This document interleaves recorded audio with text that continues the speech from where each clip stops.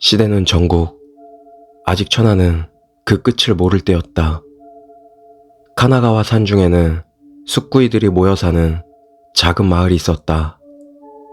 평소에는 아무도 없지만 겨울만 되면 일시적으로 여러 사람들이 모여 숯을 굽는 것이다.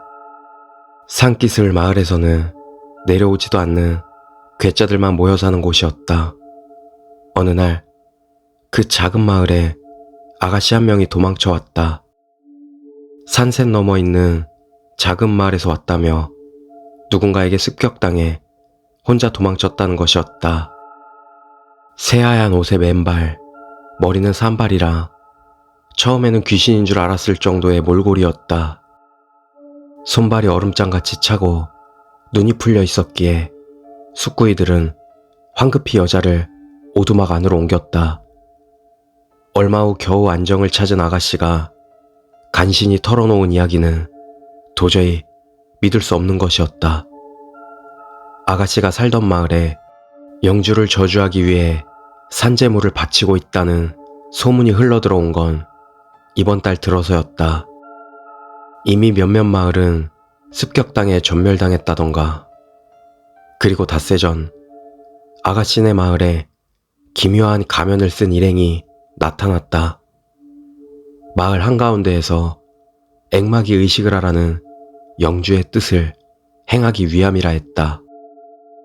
영주의 편지를 가져온 사람은 촌장에게도 경계를 풀기 위해서인지 무언가를 건넸다.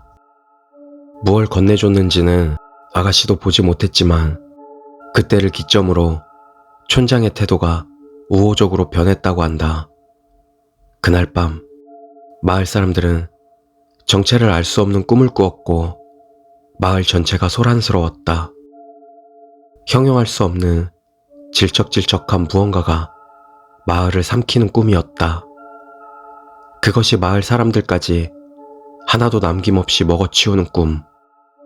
마을 사람 거의 대부분이 그 꿈을 꾸었던 것이다. 이건 분명 가면을 쓴 사람들이 하고 있는 기묘한 의식과 관련된 것이라 여겨 촌장은 마을 바깥쪽에 머무르고 있던 가면 쓴 사람들을 찾아가기로 했다. 하지만 그때 이미 이변은 시작된 것이었다. 앞에서 걸어가던 촌장과 몇몇 젊은이가 갑자기 마을 사람들 눈앞에서 사라졌다. 새까만 안개 같은 것이 무언가를 소리내 먹고 있다. 곧이어 관솔불에 비친 것은 굴러들어온 촌장의 목이었다. 어안이 벙벙하던 마을 사람들은 곧 공황 상태에 빠졌다. 그 후의 일은 떠올리고 싶지도 않다고 아가씨는 말했다. 산속으로 도망친 아가씨는 등 뒤 마을에서 들려오는 비명과 절규에서 귀를 막고 산속을 이리저리 헤맸다고 한다. 눈을 먹고 늪해물을 마시며 기어이 숫구이 마을까지 왔다는 것이었다. 아무리 보아도 아가씨가 거짓말을 하는 것 같진 않았다. 산길이 눈에 파묻히기 전에 산기슭 마을에 전해야만 한다. 숫구이들은 아가씨를 짊어매고 산을 내려왔다. 촌장은 괴짜지만 성실한 숫구이들의 말을 믿어주었다.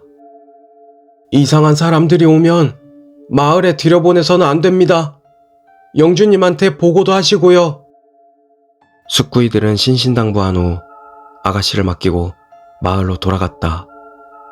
적어도 이상한 의식을 치르지 않는다면 마을은 괜찮을 것이라 믿으며 다음 날 겨우 자기네 마을로 돌아온 숫구이들은 경악했다.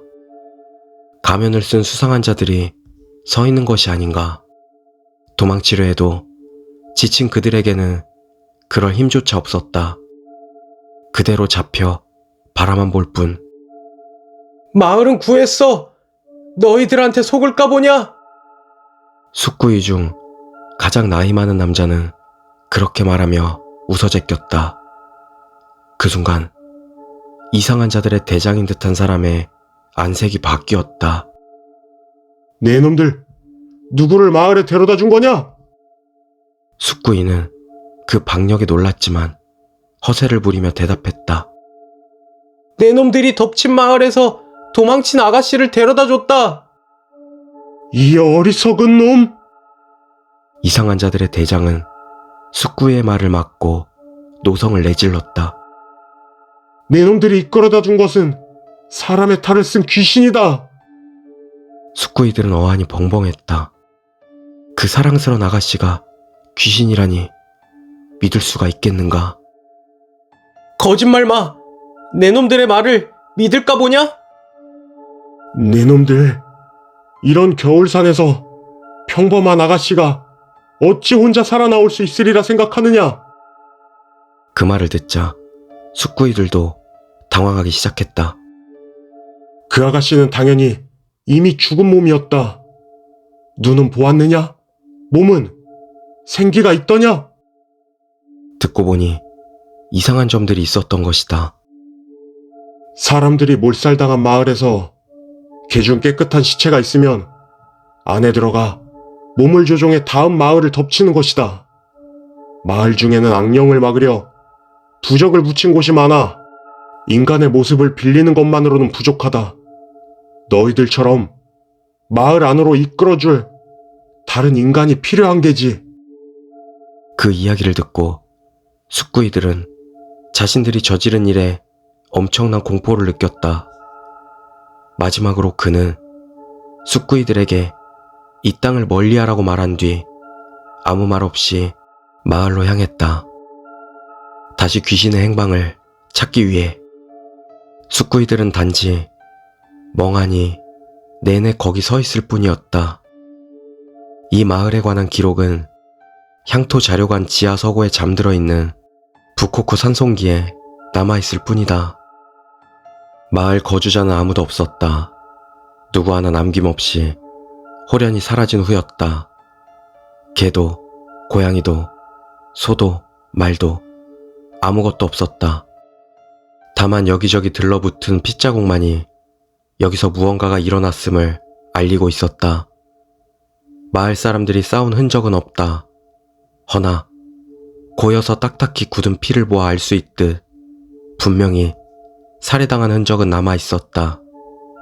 시체도 없이 단지 모두 사라져 있었다.